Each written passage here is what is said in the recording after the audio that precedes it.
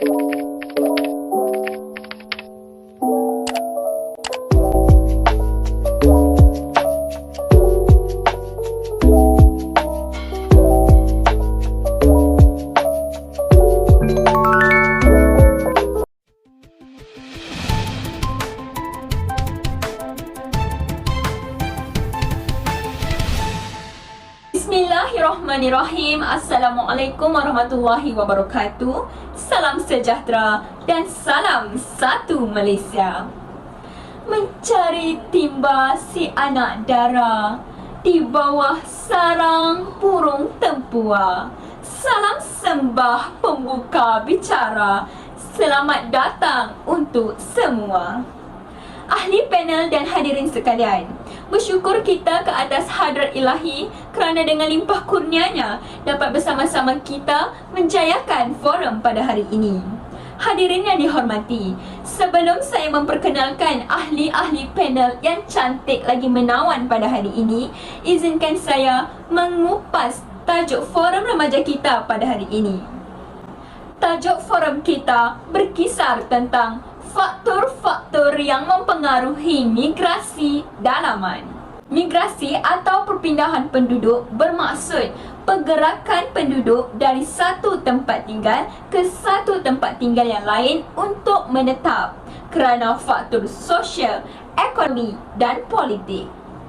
Migrasi penduduk boleh bersifat kekal, sementara dan bermusim. Migrasi kekal ialah migran yang berpindah ke kawasan baharu dan tidak akan pulang ke tempat asalnya. Contohnya, setelah pemisahan Pakistan dari India, orang beragama Hindu di Pakistan berhijrah ke India, manakala orang beragama Islam di India berhijrah ke Pakistan dan hidup kekal di sana. Migrasi bersifat sementara ialah migran yang berpindah ke suatu kawasan baharu untuk suatu tempoh tertentu dan akan kembali ke tempat asalnya. Contohnya, migrasi pekerja kontrak binaan dan migrasi pekerja longgong. Manakala migrasi bermusim ialah migran yang berhijrah ke suatu tempat pada musim-musim tertentu dalam setahun. Contohnya, migrasi menunaikan haji di Mekah dan buruh ladang buah-buahan yang berhijrah ke negara itu untuk menuai. Baiklah sidang hadirin, sebelum kita menelusuri lebih mendalam topik perbincangan, boleh kita berkenalan dengan ketiga-tiga ahli panel kita pada hari ini. Di sebelah kiri saya, Saudari Julita Aisyah binti Ahmad Nazari yang merupakan ahli panel pertama pada hari ini. Selamat datang, apa khabar saudari? Terima kasih saudari pengerusi majlis. Alhamdulillah, saya baik-baik sahaja. Seterusnya, saya perkenalkan ahli panel kedua, iaitu Saudari Nurul Ismahani binti Ismail. Selamat datang saudari. Saudari Ismahani, apa khabar? Alhamdulillah, khabar baik pengerusi. Berada di bawah ahli panel kedua, tidak lain tidak bukan ahli panel ketiga, iaitu Saudari Nurul Jannah Zulaika binti Muhammad Nazir. Walaupun nampak pemalu, tapi petah bicaranya. Apa khabar saudari? Alhamdulillah, saya berada dalam keadaan yang baik. Maka saya di sini bersama saudari dan para hadirin. Salam forum buat semua. Usai salam perkenalan daripada semua ahli panel kita, kembali kepada topik forum kita tentang faktor-faktor yang mempengaruhi migrasi dalaman. Sidang hadirin, bagaimanakah faktor ekonomi mempengaruhi migrasi dalaman? Jadi, untuk menjawab persoalan ini, izinkan saya mengajukan soalan pertama kepada ahli panel pertama, Saudari Julita Aisyah. Mohon saudari memberikan penjelasan tentang faktor ekonomi yang mempengaruhi migrasi dalaman. Silakan saudari. Bismillahirrahmanirrahim. Terima kasih saudari pengerusi majlis. Assalamualaikum dan salam sejahtera kepada sidang hadirin yang dihormati. Faktor ekonomi merupakan faktor yang paling penting mempengaruhi migrasi. Antara faktor ekonomi yang mempengaruhi migrasi ialah keadaan ekonomi yang berlaku di sesebuah tempat. Biasanya, migrasi ini berlaku di kawasan yang berekonomi lembap menuju ke kawasan yang berekonomi maju. Secara umumnya, faktor ekonomi yang mempengaruhi migrasi terbahagi kepada tanah pertanian subur, saiz tanah pertanian, sistem pusaka, tahap perubahan dalam teknologi pertanian, tekanan penduduk yang kian bertambah terhadap tanah pertanian, kemiskinan dan pengangguran, dan simpanan logam yang banyak. Tanah pertanian yang subur mungkin merupakan faktor ekonomi yang terkuat mempengaruhi jumlah dan arah migrasi dalam kalangan petani. Kawasan yang mengalami tekanan penduduk yang tinggi dan tanah untuk sumber pertaniannya yang terhad biasanya menggalakkan migrasi keluar, iaitu imigrasi. Manakala kawasan pertanian baharu pula menerima migrasi masuk. Contohnya, penduduk yang tinggal di kawasan yang mengalami tekanan penduduk yang tinggi dan tanah untuk sumber pertanian yang terhad akan keluar dari kawasan tersebut dan menyebabkan migrasi keluar. Manakala mereka pergi ke tempat kawasan yang mempunyai pertanian baharu pula menerima migrasi masuk. Seterusnya, tanah pertanian baharu ini berhubung rapat dengan faktor keluasan saiz tanah yang dimiliki. Keinginan untuk meluaskan tanah milik seseorang merupakan penggerak terpenting dalam mempengaruhi migrasi penduduk yang tinggal dalam kawasan tanah lapang. Selain itu, undang-undang atau adat resam pembahagian tanah pusaka juga mempengaruhi migrasi. Undang-undang yang membenarkan pemecahan tanah kepada pewaris dan juga yang tidak membenarkan pemecahan mengakibatkan migrasi keluar. Contohnya, apabila pewaris tersebut memberikan tanah pusaka kepada anaknya dan anaknya akan tinggal di kawasan tersebut, dan apabila pewaris tersebut tidak memberikan tanah pusaka kepada anaknya, manakala anaknya akan keluar dari kawasan tersebut dan menyebabkan migrasi keluar. Faktor seterusnya ialah perubahan teknologi pertanian telah mewujudkan tenaga lebihan akibat penggunaan jentera dan mengakibatkan migrasi keluar dari kawasan pertanian. Contohnya, penggunaan jentera membajak dan menuai dalam pertanian padi sawah telah menyebabkan banyak penduduk di kawasan jelapang padi di Kedah berhijrah keluar dari kawasan tersebut untuk mencari pekerjaan di bandar-bandar. Seterusnya, kadar pertumbuhan pekerjaan di sesebuah tempat itu juga merupakan faktor yang kuat mempengaruhi arah dan jumlah migrasi. Migrasi ini akan berlaku dari kawasan yang mempunyai sedikit peluang pekerjaan ke kawasan yang mempunyai banyak peluang pekerjaan.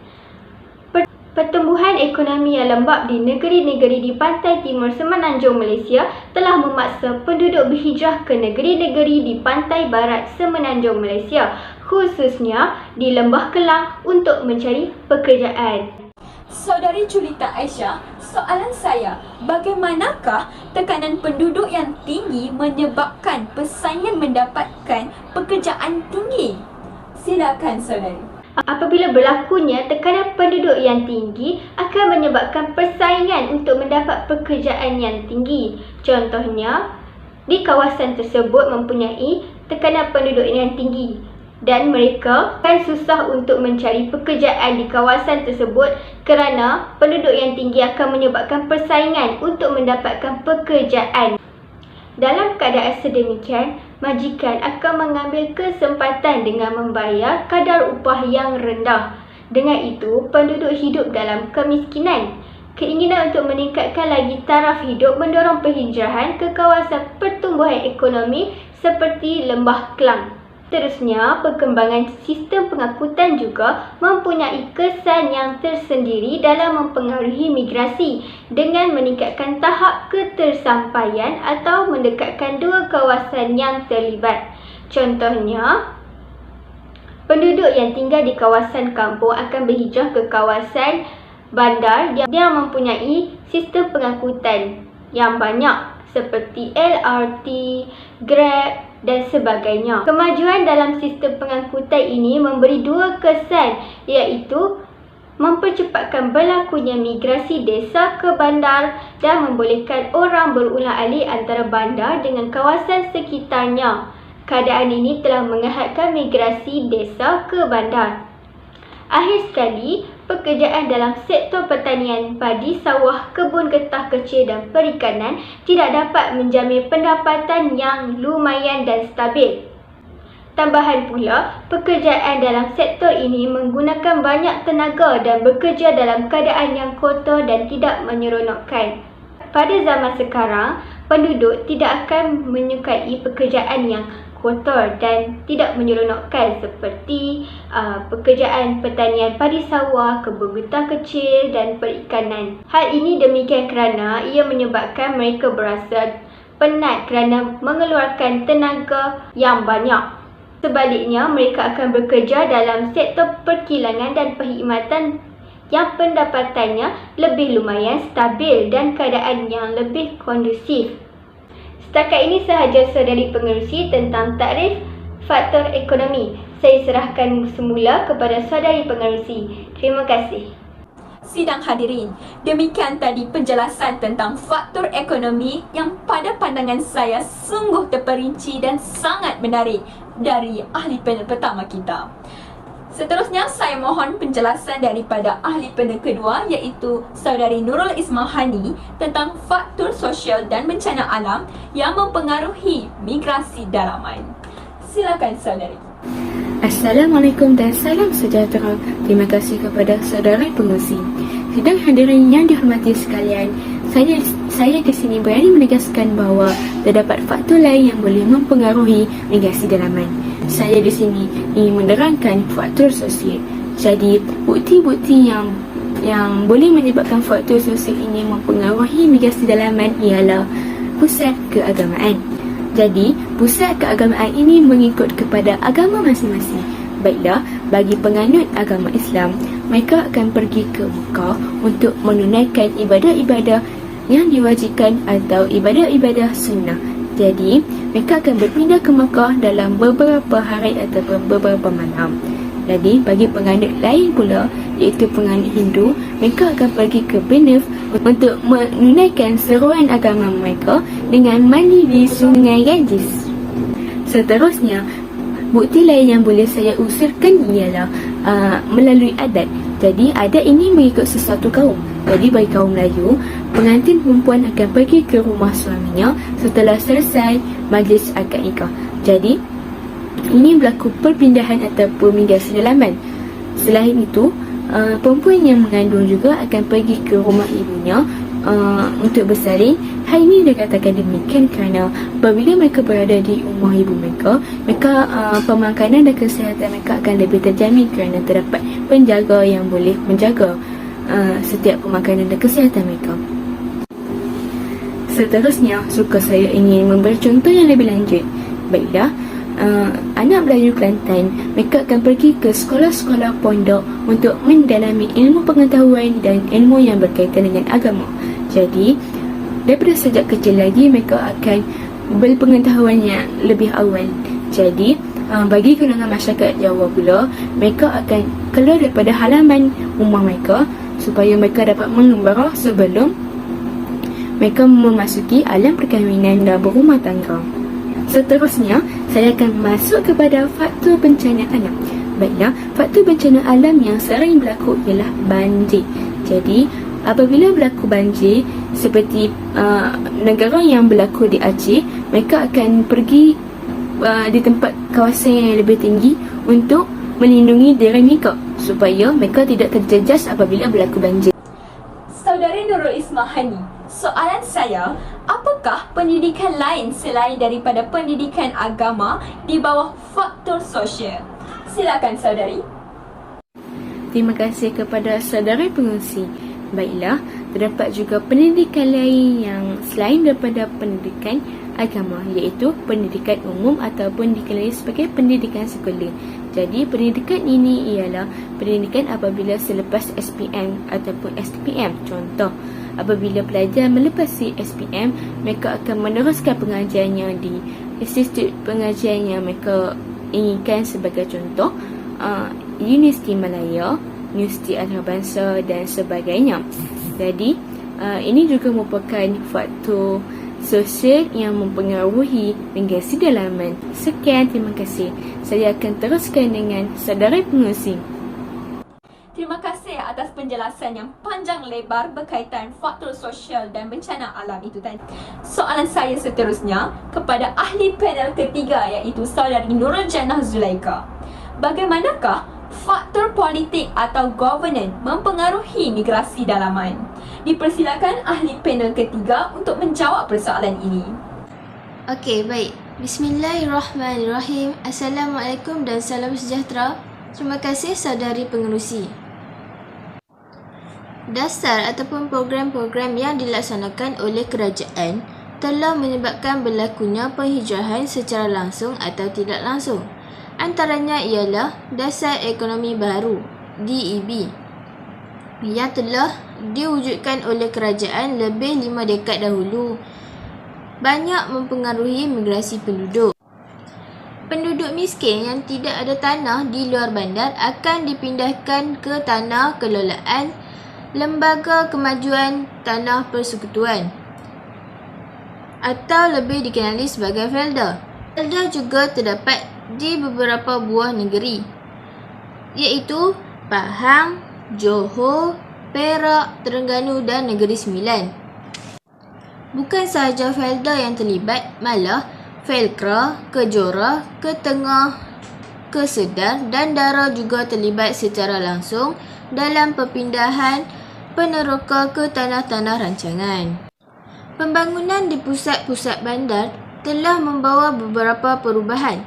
Contohnya, rumah kediaman lama akan dirobohkan dan akan dibina bangunan-bangunan tinggi untuk tujuan ruang pejabat, perniagaan dan gedung membeli belah. Penghuni rumah kedai akan berpindah ke kawasan perumahan yang dibina di pinggir bandar. Proses pembandaran yang berlaku di Malaysia juga telah menyaksikan semakin banyak penduduk desa berpindah ke kawasan bandar kerana di bandar terdapat banyak kemudahan. Di bandar juga terdapat banyak peluang pekerjaan berbanding di desa. Saudari Jannah Zulaika, soalan saya, apakah usaha lain kerajaan yang menyebabkan berlakunya penghijrahan secara langsung atau tidak langsung? Dipersilakan saudari. Okey, baik. Terima kasih atas soalan tu. Sebenarnya banyak usaha-usaha kerajaan yang telah dibuat. Antaranya ialah membina bandar-bandar baru. Bandar-bandar baru itu ialah Bandar Tun Razak, Shah Alam, Subang Jaya, Bandar Baru Nilai dan Bandar Baru Bangi. Pembinaan bandar-bandar baru ini telah membawa penduduk di bandar maupun di luar kawasan. Semasa DEB diperkenalkan oleh kerajaan pada tahun 1970-an, ia telah membawa banyak perubahan dan penyusunan semula penduduk. Sebelum wujudnya DEB, majoriti penduduk yang menjalankan perniagaan, perkhidmatan, perdagangan dan perusahaan kebanyakannya daripada orang Cina. Dasar kerajaan telah mewujudkan Bumi Putera Berniaga dan peranan yang dimainkan oleh Perbadanan Kemajuan Bandar ketika itu telah membuka ruang dan peluang serta berjaya menarik ramai penduduk membuka perniagaan di bandar-bandar di seluruh negara, khususnya di luar bandar. Pegawai-pegawai kerajaan sering berpindah setelah diarahkan bertukar oleh kerajaan. Contohnya, seorang pengetua sekolah di Kuala Lipis diarah bertukar ke Jabatan Pelajaran Negeri Pahang di Kuantan kerana kenaikan pangkat. Sekian sahaja daripada saya. Sekian, terima kasih. Terima kasih saudari Nurul Jannah Zulaika, ahli panel ketiga. Rumusannya, faktor ekonomi sangat mempengaruhi migrasi dalaman. Individu yang mendambakan kesenangan hidup perlu sentiasa memajukan ekonominya. Oleh itu, migrasi dalaman perlu dilakukan. Selain itu, demi mendapatkan ilmu pengetahuan yang luas, para pelajar perlu melakukan migrasi dalaman. Peningkatan tahap pembelajaran akan mendorong kehidupan sosial yang lebih baik kepada seseorang pelajar. Dalam pada masa yang sama, bencana alam yang berlaku di sesuatu kawasan turut mempengaruhi migrasi dalaman. Hal ini kerana penduduk juga ingin mendapatkan persekitaran yang baik dan selamat untuk ditinggal. Seterusnya, perubahan dasar kerajaan telah mendorong kepada migrasi dalaman. Demi meneruskan kelangsungan hidup, penduduk harus mengikut kehendak kerajaan. Terima kasih saya ucapkan kepada para panel yang sudi hadir untuk membicarakan faktor-faktor yang mempengaruhi migrasi dalaman. Harapan saya, forum ini mampu memberikan informasi bermanfaat kepada para hadirin yang dihormati sekalian. Kalau berjalan, sudah sampai ke batas. Kalau berkayuh, sudah sampai ke pulau. Kalau mendaki, sudah sampai ke puncak. Kita sudah sampai ke penghujung bicara. Terimalah salam, salam bersantun, salam meminta maaf, salam meminta ampun. Saya mewakili semua ahli panel ingin mengucapkan setinggi-tinggi ucapan terima kasih kepada semua hadirin dan sudi menonton forum hari ini. Lantaran keterbatasan waktu, saya mohon mengakhiri bicara dan mengundurkan diri. Sekian, wabillahi taufiq wal hidayah. Wassalamualaikum warahmatullahi wabarakatuh. Salam sejahtera, salam satu Malaysia.